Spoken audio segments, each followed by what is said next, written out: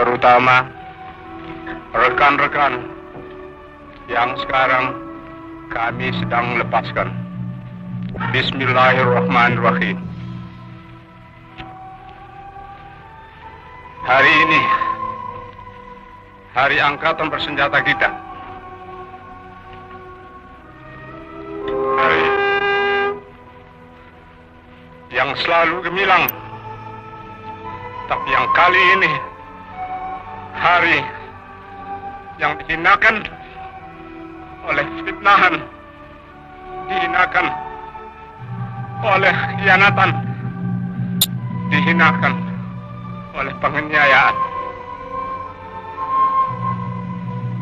Tetapi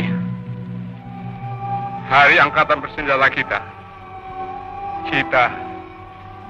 setiap prajurit tetap rayakan dalam hati sanubari kita dengan tekad kita, dengan nama Allah yang Maha Kuasa, bahwa kita akan tetap menegakkan kejujuran, kebenaran, keadilan.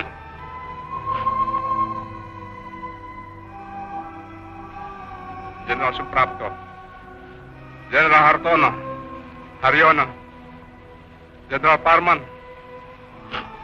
Jenderal Panjaitan, Jenderal Sutoyo, Letnan Tendean, kamu semua mendahului kami semua yang kamu tinggalkan punya kewajiban meneruskan perjuangan kita, meneruskan tugas angkatan bersenjata kita, meneruskan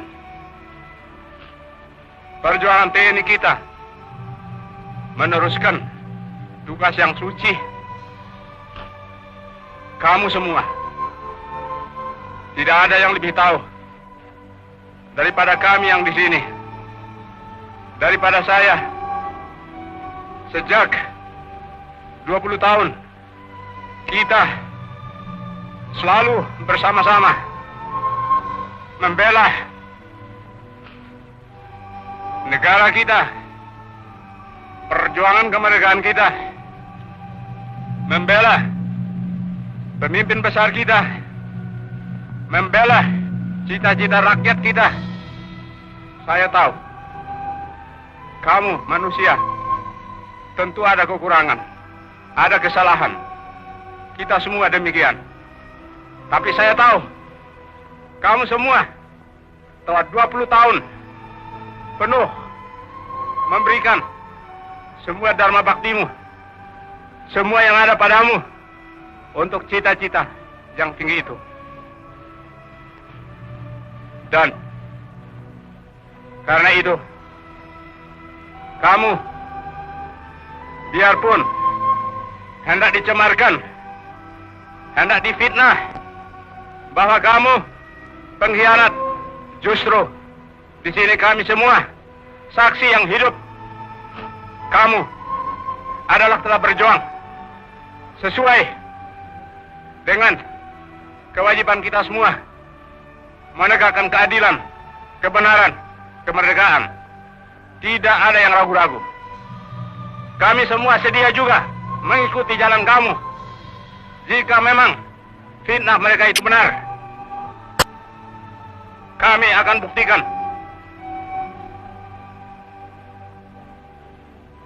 Rekan-rekan, adik-adik saya sekalian,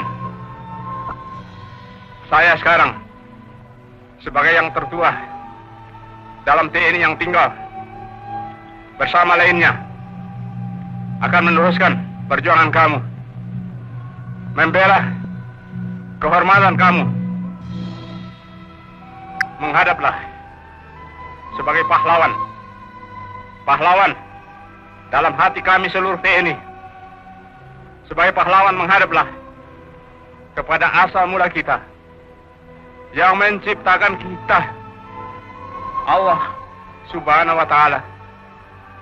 Karena akhirnya dialah panglima kita yang paling tertinggi. Dialah yang menentukan segala sesuatu, juga atas diri kita semua. Partai Komunis Indonesia atau disingkat PKI, merupakan partai berideologi komunis yang didirikan pada tahun 1924 di Indonesia. Komunisme adalah sebuah ideologi atau faham yang dicetus tokoh kiri sosialis Jerman Karl Marx, yang kemudian dikembangkan oleh tokoh lainnya, seperti Vladimir Lenin, Joseph Stalin dan Mao Zedong.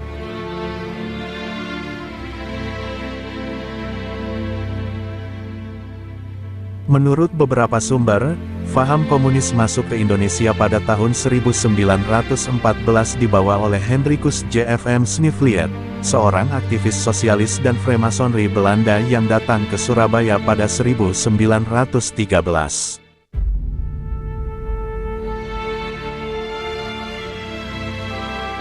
Partai Komunis Indonesia atau PKI, sebelumnya bernama Indische Social Democrat Vereniging atau ISDV, yang berdiri pada 1914. Hingga pada tanggal 23 Mei tahun 1920, diputuskan nama baru ISDV, menjadi Perserikatan Komunis di Hindia atau PKH, dan pada Kongres Komintern kelima pada tahun 1924, diubah kembali menjadi Partai Komunis Indonesia atau PKI. Terjadinya pemberontakan PKI tahun 1926 sampai tahun 1927 terhadap pemerintah Hindia Belanda. Tan Malaka, salah satu tokoh utama PKI yang mempunyai banyak masa terutama di Sumatera, menolak pemberontakan pada tahun 1926 sampai tahun 1927. Tan Malaka mendapat informasi soal rencana pemberontakan dari Alimin di Manila, Filipina. Namun Tan Malaka tak setuju atas rencana itu. Tan Malaka menilai rencana pemberontakan masih mentah dan PKI belum siap untuk memberontak. Jika dipaksakan malah akan membahayakan, pemerintah Belanda pasti akan semakin memperketat ruang gerak perjuangan di tanah air. Sebagaimana tujuan dari perjuangan PKI itu sendiri adalah mewujudkan masyarakat komunis di Hindia Belanda. Upaya PKI tersebut berhasil mencetuskan pergolakan rakyat di beberapa tempat, yaitu pada tanggal 12–14 November tahun 1926 di Karesidenan Jakarta, tanggal 12 November sampai tanggal 5 Desember tahun 1926 di Banten, tanggal 12–18 November tahun 1926 di Priangan, tanggal 12 November sampai tanggal 15 Desember tahun 1926 di Kediri, dan tanggal 1 Januari sampai akhir Februari tahun 1927 di Silungkang, Sumatera Barat. Sesuai prediksi Tan Malaka, pemberontakan di berbagai daerah seperti Banten pada 1926 dan Sumatera Barat pada 1927 terhadap Belanda gagal total. Belanda dengan mudah dapat mematahkan pemberontakan yang tak terkoordinir dengan baik itu, ribuan anggota PKI ditangkap.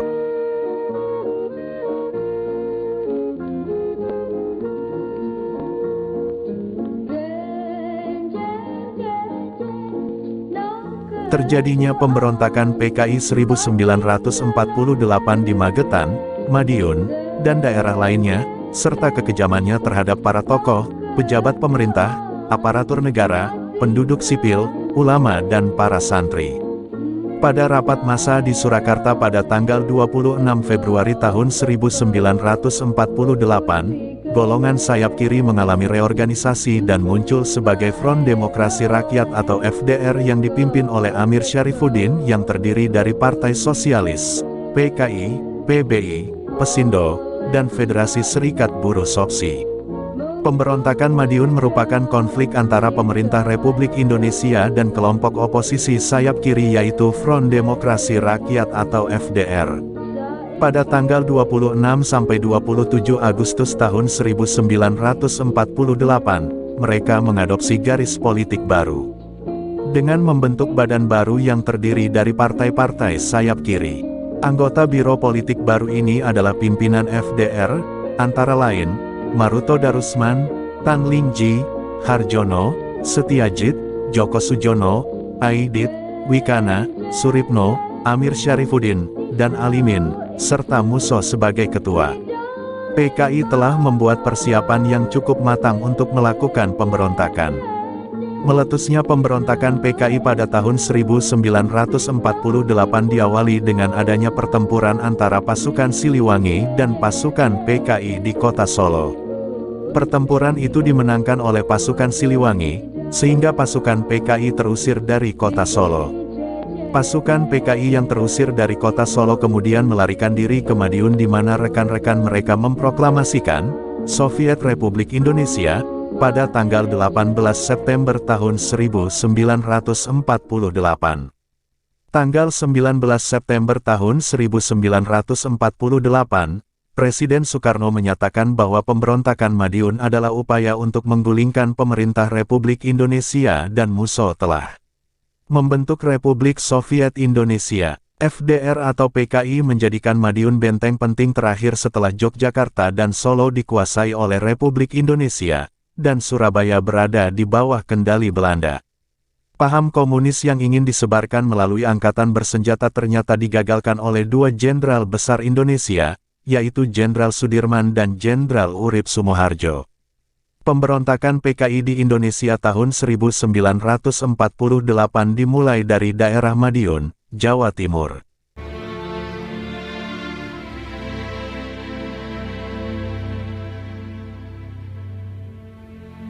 Mereka mulai melakukan pemberontakan pukul 3 pagi, hingga pada akhirnya PKI berhasil menguasai kota Madiun, mulai dari kantor polisi, bank, kantor telepon, dan kantor pos.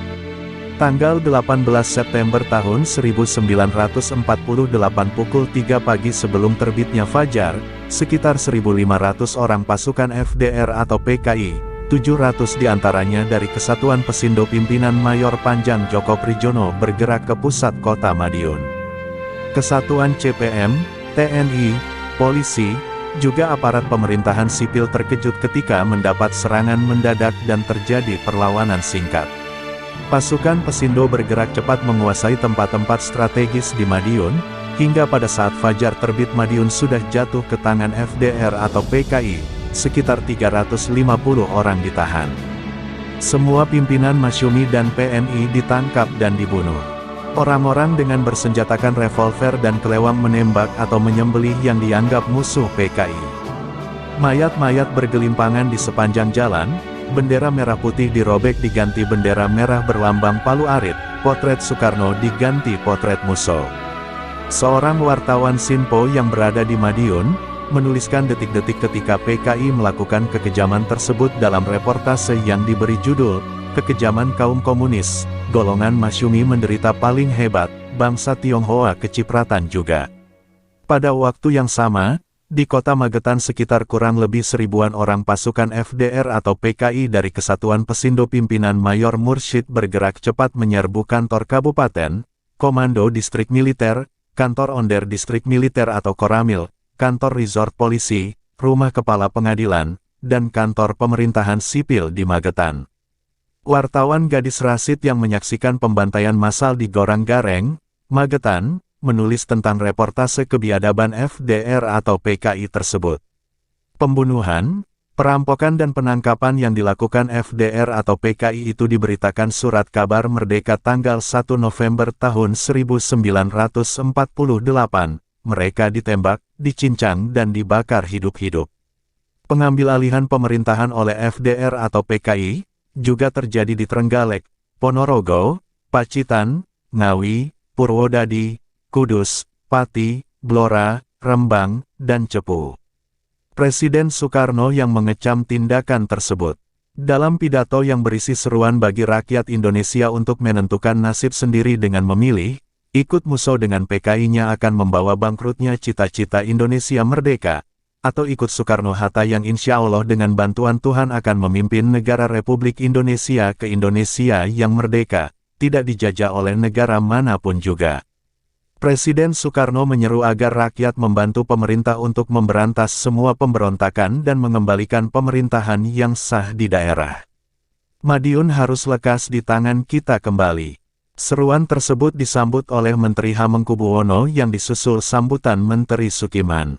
Jenderal Sudirman pun membacakan surat keputusan pengangkatan Mayor Jenderal Sungkono sebagai Panglima Militer Jawa Timur. PKI tegas dianggap makar. Tanggal 23 September tahun 1948, Menteri Agama Kiai Haji Maskur mengucapkan pidato radio yang tegas menyebut bahwa tindakan merebut kekuasaan bertentangan dengan agama dan sama seperti perbuatan permusuhan orang-orang yang pro-Belanda. Dengan janji-janji palsu rakyat dipengaruhi, dibujuk, dihasut, dipaksa dan dijadikan tameng oleh PKI musuh. Upaya pemerintah dalam menumpas pemberontakan PKI di Madiun tahun 1948 adalah mengerahkan divisi Siliwangi dengan kekuatan 3 brigade menyerang dari arah barat. Sedangkan penyerang dari arah timur adalah Brigade Surahmat. Polri, Laskar Hizbullah dan Barisan Banteng juga dikerahkan untuk memperkuat pasukan pemerintah yang juga dibantu rakyat yang berjuang untuk keutuhan negara Republik Indonesia. Pada tanggal 30 Oktober tahun 1948, Musso tertembak mati dalam pertempuran dengan pasukan Kompi Sumadi di Desa Semanding. Sedangkan Amir Syarifuddin, Suripno, dan beberapa tokoh PKI lainnya tertangkap di Desa Kelambu pada tanggal 29 November tahun 1948. Setelah gerakan makar FDR atau PKI berhasil ditumpas oleh TNI yang dibantu masyarakat, pada awal Januari tahun 1950, sumur-sumur yang digunakan FDR atau PKI mengubur korban-korban kekejaman mereka, digali pemerintah. Di antaranya, 1. Sumur Desa Dijenan, Kecamatan Ngadirejo, Kabupaten Magetan. 2. Sumur 1 Desa Soco, Kecamatan Bendo, Kabupaten Magetan. Ditemukan kurang lebih 108 jenazah korban kebiadaban PKI. Sebanyak 78 orang diantaranya dapat dikenali, sedangkan sisanya tidak dikenal. Salah satu di antara korbannya adalah Kiai Haji Sulaiman Zuhdi Afandi, pimpinan Pondok Pesantren At-Thohirin Mojopurno. Selain itu ditemukan juga jasad Suhud yaitu Camat Magetan, R. Murti yaitu Kepala Pengadilan Magetan, Mas Ngabehi Sudipyo yaitu Bupati Magetan. 3. Sumur 2 Desa Soco Kecamatan Bendo, Kabupaten Magetan. Ditemukan yang menjadi korban Kiai Imam Mursyid Mutakin, Mursyid Tarikat Syatariyah Pesantren Takran, serta Kiai Zubair, Kiai Malik, Kiai Nurun, Kiai Muhammad Nur. Selain para kiai juga ditemukan jasad R. Ismayadi yaitu Kepala Resort Polisi Magetan, R. Durjat yaitu Inspektur Polisi Magetan, Kasianto, Subianto, Holis, Sukir, keempatnya merupakan anggota Polri, dan masih banyak pejabat dan ulama lainnya. 4. Sumur Desa Cigrok, Kecamatan Kenomo Mulyo, Kabupaten Magetan. Ditemukan jasad Kiai Haji Imam Sofwan, pengasuh pesantren Thoriqus Saada Rejosari, Madiun. Imam Sofwan dikubur hidup-hidup di dalam sumur tersebut. Ketika dimasukkan ke dalam sumur, ulama Nadatul Ulama ini masih sempat mengumandangkan azan. Juga 2 putranya Kiai Zubair dan Kiai Bawani juga menjadi korban dan dikubur hidup bersama-sama. Sebanyak 22 jenazah ditemukan di sumur ini. 5. Sumur Desa Pojok, Kecamatan Kawedanan, Kabupaten Magetan. 6. Sumur Desa Batokan, Kecamatan Banjarejo, Kabupaten Magetan. 7. Sumur Desa Bogem, Kecamatan Kawedanan, Kabupaten Magetan. Dan 2 lokasi yang digunakan FDR atau PKI membantai musuh-musuhnya, yaitu ruangan kantor dan halaman pabrik gula Gorang Gareng dan Alas Tua di dekat Desa Geni Langit, Magetan. Dalam gerakan pemberontakan tahun 1948 yang dilakukan FDR atau PKI, para korban yang telah diidentifikasi diperoleh sejumlah nama pejabat pemerintah sipil maupun TNI, ulama dan santri, juga tokoh masyumi, tokoh PNI, polisi, camat, kepala desa, bahkan guru. Dalang dibalik peristiwa pemberontakan FDR atau PKI di bawah Musso itu dapat ditumpas. Sayangnya mereka belum sempat diadili karena setelah itu terjadi aksi polisionil atau agresi militer Belanda kedua pada tanggal 19 Desember tahun 1948. Pemberontak-pemberontak seperti Aidit tidak diadili. Namun, Amir Syarifuddin dan Djoko Suyono harus menerima hukuman mati beserta 8 hingga 10 orang lainnya. Akhir perjalanan Musso. Munawar Musso yang lebih dikenal dengan Musso melarikan diri bersama Amir Syarifuddin dan gerombolan PKI lainnya. Awalnya mereka adalah satu rombongan besar. Mereka bergerak ke arah utara dan mencoba mendekati garis Van Mook serta berusaha mencari perlindungan di daerah yang dikuasai Belanda. Selisih paham antara Musso dan Amir Syarifuddin atas kegagalan revolusi di Madiun atau pemberontakan PKI Madiun 1948, membuat mereka saling memisahkan diri dari rombongan besar. Musso hanya didampingi satu regu pengawal bergerak menuju Pacitan. Dia berusaha menempuh perjalanan laut menuju Singapura, bermaksud meminta bantuan komunis internasional. Pasca kegagalan pemberontakan PKI tahun 1926, Musso menjadi buronan pemerintah Hindia Belanda. Dia melarikan diri ke berbagai negara, seperti Singapura, Kanton atau Tiongkok dan berlabuh di Moskow selama 23 tahun. Sebagai Stalinis garis keras, Musso memegang berbagai jabatan penting. Di Moskow inilah dia mendalami dan menjiwai ajaran Marxisme-Leninisme. Pada bulan Juli tahun 1928 Musso mengikuti Kongres Komunis Internasional ke-6. Saat itu dia terlihat sangat menonjol dan berhasil memikat hati Joseph Stalin. Dan sejak itu Musso dikenal sebagai Stalin garis keras berdarah Jawa. Musso ditunjuk sebagai Komite Eksekutif Komunis Internasional. Sempat kuliah di sebuah universitas di Moskow, tapi drop out karena lebih sibuk berorganisasi daripada menghadiri perkuliahan. Meskipun sudah memiliki jabatan penting di Komintern, tapi Musso selalu memiliki tujuan utama kembali ke Tanah Jawa. Berusaha mewujudkan mimpinya untuk menjadikan Indonesia sebagai bagian dari komunis internasional. Berusaha menyingkirkan kaum borjuis dan memperjuangkan kaum proletar. Musso mencoba memulainya di Madiun, yang dikenal dengan pemberontakan PKI di Madiun, Jawa Timur pada September tahun 1948. Namun niat dan keinginannya mengalami kegagalan, hingga menjadi pelarian. Hingga tanggal 31 September tahun 1948. Musso memisahkan diri dari rombongan besar. Di tengah perjalanan, Musso menyuruh pengawalnya untuk membubarkan diri. Dia akan melarikan diri sendirian dengan menyamar sebagai rakyat jelata. Panglima Besar Jenderal Sudirman memerintahkan pengepungan terhadap kota Madiun. Gerakan pasukan pemerintah dimulai pada tanggal 21 September tahun 1948. Pengejaran pemberontakan oleh TNI terus dilakukan hingga tokoh PKI yang juga pimpinan gerakan PKI yakni Musso berhasil disergap oleh kesatuan dari Brigade S dan mati tertembak di Desa Niten, Kecamatan Sumorejo pada tanggal 31 Oktober tahun 1948. Sedangkan Amir Syarifuddin, Abdul Majid, Joyoningrat dan Setiajid ditangkap hidup-hidup di Desa Klambu, Kabupaten Purwodadi, Jawa Tengah pada tanggal 29 November tahun 1948 dengan melalui pertempuran tak berarti. Tanggal 1 Desember tahun 1948, tokoh-tokoh PKI tersebut dibawa ke Yogyakarta menggunakan kereta api dari stasiun Madiun untuk menerima peradilan militer, dan tanggal 20 Desember tahun 1948 para tokoh-tokoh PKI itu kemudian dihukum mati. Pemberontakan PKI yang berkuasa selama 13 hari itu diperkirakan telah memakan korban hampir 10.000 jiwa. Penumpasan pemberontakan PKI yang dilakukan oleh pemerintah menyebabkan kekuatan PKI mengalami kelumpuhan. Namun, PKI mampu bangkit dari keterpurukan dan dalam perkembangannya mempertahankan eksistensi partai selama masa demokrasi liberal dan demokrasi terpimpin. PKI bangkit dengan dipimpin oleh Dipa Nusantara Aidit atau lebih dikenal dengan DN Aidit, dikarenakan beberapa faktor, diantaranya karena sikap lunak pemerintah terhadap PKI dan adanya agresi militer Belanda II.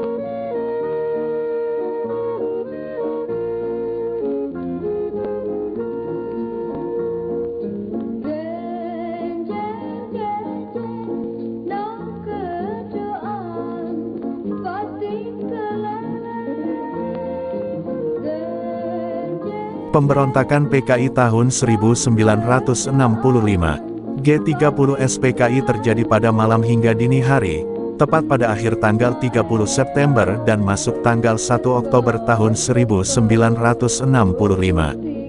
Gerakan pemberontakan yang dilakukan oleh PKI mengincar perwira tinggi TNI Angkatan Darat Indonesia. Kudeta yang sebelumnya dinamakan Operasi Takari diubah menjadi Gerakan tanggal 30 September. Aksi tentara tersebut pada tanggal 30 September berhasil menculik 6 orang para perwira tinggi Angkatan Darat.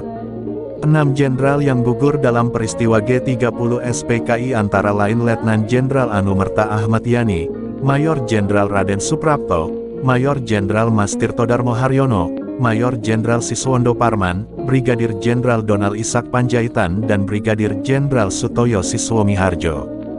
Di samping itu, gugur pula Ajudan Menhankam atau Kasab Jenderal Nasution, Letnan 1 Pierre Andreas Tendean dan pengawal Wakil Perdana Menteri 2 Dr. J. Leimena, Brigadir Polisi Satsuit Tubun. Salah satu jenderal yang berhasil selamat dari serangan PKI adalah Ah Nasution. Namun, putrinya yang bernama Ade Irma Suryani Nasution tidak bisa diselamatkan.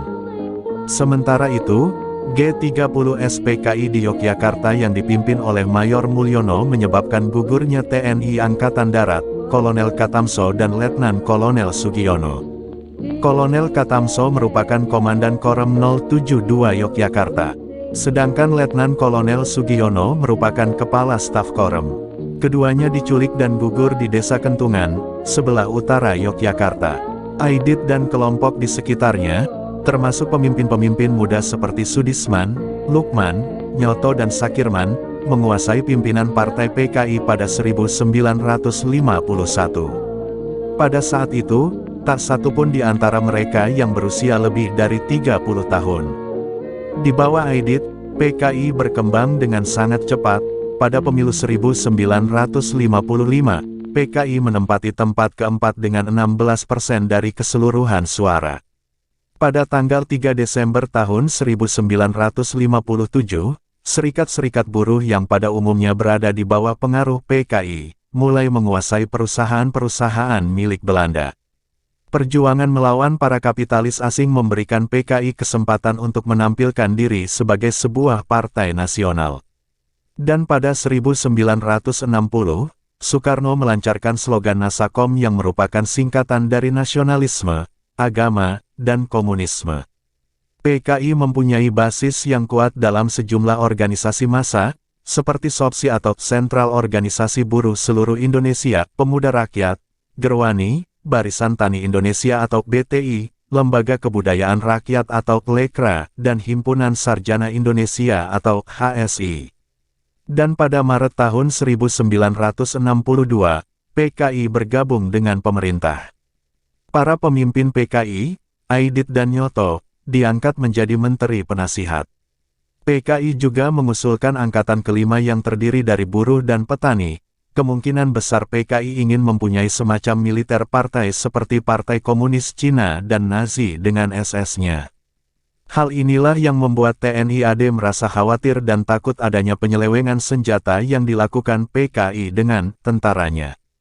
Banyaknya konflik penafsiran dan kontroversi narasi atas peristiwa tanggal 30 September tahun 1965 dan peranan PKI, sehingga membingungkan masyarakat, terutama generasi baru yang masanya jauh sesudah peristiwa terjadi. Dalam menghadapi masalah keterlibatan PKI pada peristiwa-peristiwa politik sekitar 1965, bahwa sejumlah tokoh utama PKI terlibat dalam gerakan tanggal 30 September tahun 1965, yaitu suatu peristiwa di mana 6 jenderal dan 1 perwira pertama Angkatan Darat diculik dan dibunuh, sudah merupakan fakta yang tak terbantahkan. Bahwa ada usaha merebut kekuasaan dengan pembentukan Dewan Revolusi yang telah mengeluarkan sejumlah pengumuman tentang pengambil alihan kekuasaan. Bahwa ada lika-liku politik dalam rangka pertarungan kekuasaan sebagai latar belakang. Pasca pembunuhan beberapa perwira TNI AD, PKI mampu menguasai 2 sarana komunikasi vital, yaitu Studio RRI di Jalan Merdeka Barat dan kantor telekomunikasi yang terletak di Jalan Merdeka Selatan. Melalui RRI, PKI menyiarkan pengumuman tentang gerakan tanggal 30 September yang ditujukan kepada para perwira tinggi anggota Dewan Jenderal yang akan mengadakan kudeta terhadap pemerintah. Diumumkan pula terbentuknya Dewan Revolusi yang diketuai oleh Letkol Untung Sutopo. Pada tanggal 1 Oktober tahun 1965 dini hari, 6 jenderal senior dan beberapa orang lainnya dibunuh dalam upaya kudeta yang disalahkan kepada para pengawal istana atau Cakrabirawa, yang dianggap loyal kepada PKI dan pada saat itu dipimpin oleh Letnan Kolonel Untung. Panglima Komando Strategi Angkatan Darat saat itu, Maijen Soeharto kemudian mengadakan penumpasan terhadap gerakan tersebut. Hingga pada akhir 1965 Maijen Soeharto kemudian mengadakan penumpasan terhadap gerakan tersebut. Aidit dan para pemimpin PKI lainnya ditangkap dalam pelariannya dan dieksekusi mati.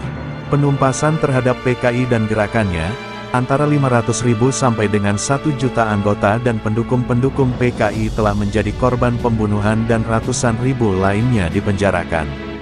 5 bulan setelah itu, pada tanggal 11 Maret tahun 1966, Soekarno memberi Soeharto kekuasaan tak terbatas melalui Surat Perintah 11 Maret. Ia memerintah Soeharto untuk mengambil langkah-langkah yang sesuai untuk mengembalikan ketenangan dan untuk melindungi keamanan pribadi dan wibawanya. Kekuatan tak terbatas ini pertama kali digunakan oleh Soeharto untuk melarang PKI. Dan tanggal 1 Oktober ditetapkan oleh Soeharto, dengan keputusan Presiden nomor 153 tahun 1967 sebagai Hari Kesaktian Pancasila. Demikian berita informasi yang dapat disampaikan. Bila menyukai video ini silahkan subscribe, share, and comment channel ini. Semoga kita semua diberikan kesehatan dan kelancaran atas segala urusan-urusannya. Amin ya robbal alamin. Terima kasih sudah menonton. Wassalamualaikum warahmatullahi wabarakatuh.